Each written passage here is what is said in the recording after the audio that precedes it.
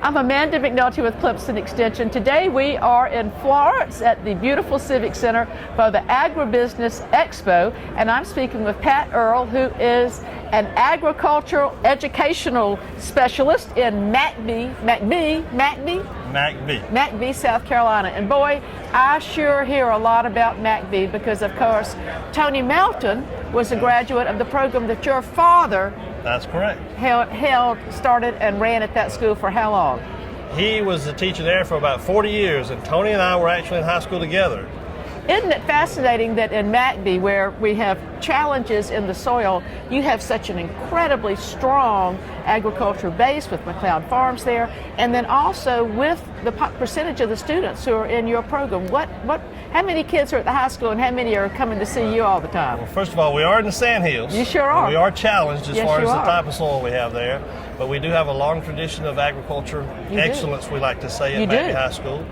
We have tremendous students there. I brag on my students all the time.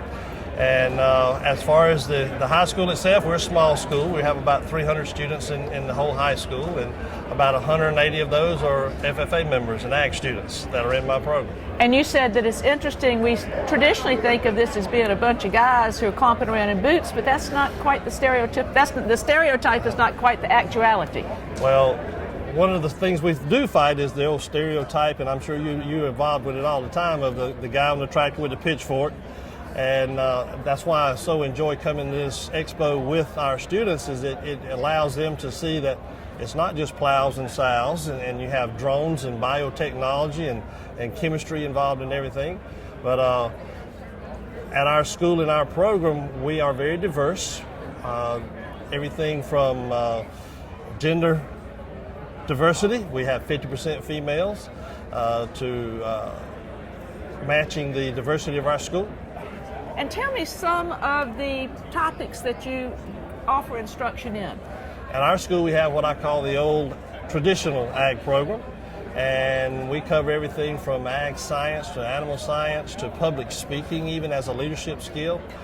We have ag mechanics as our senior classes, and that involves welding, electricity, irrigation. All those are skills, of course, that they can utilize in almost any industry they go through. Of course they can, yes. So we say it's kind of teaching them to go in any field, not just agriculture. And I think production, of course, probably enters into it. I imagine that y'all have some fundraising activities.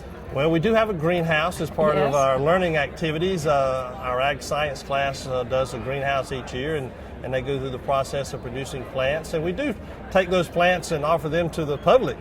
That's part of our fundraisers to help support some of our student activities when they attend conventions and things. And attending conventions, I think one of the wonderful things that happens is McBee's a smaller community, but your kids get to go to some pretty incredible places, and they compete against people who come from backgrounds that are far more sophisticated than theirs, and they compete very well. We have a long tradition of academic excellence in the field of agriculture, we like to say.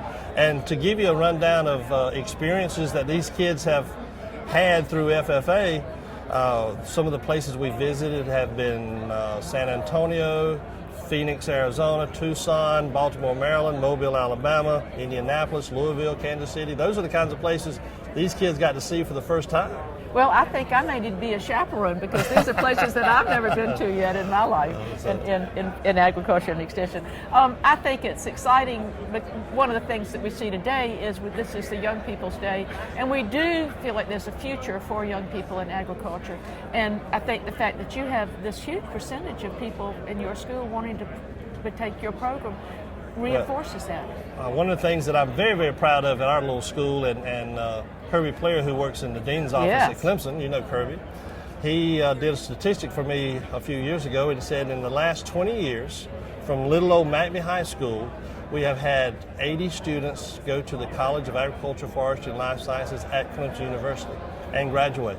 Well, I think that's a wonderful statistic. I want to congratulate you on your obvious passion, enthusiasm, and joy as you work with young people. I wish every teacher in South Carolina could be like you, and every student could have a teacher like you. We still have a lot of good students in this world. And the reason I bring them here, of course, is to show them the opportunities that we have in ag now. You know, there's over 300 careers, so many things that you could do, and it's not just the old farm situation now. You got all these areas that they can go into that are new.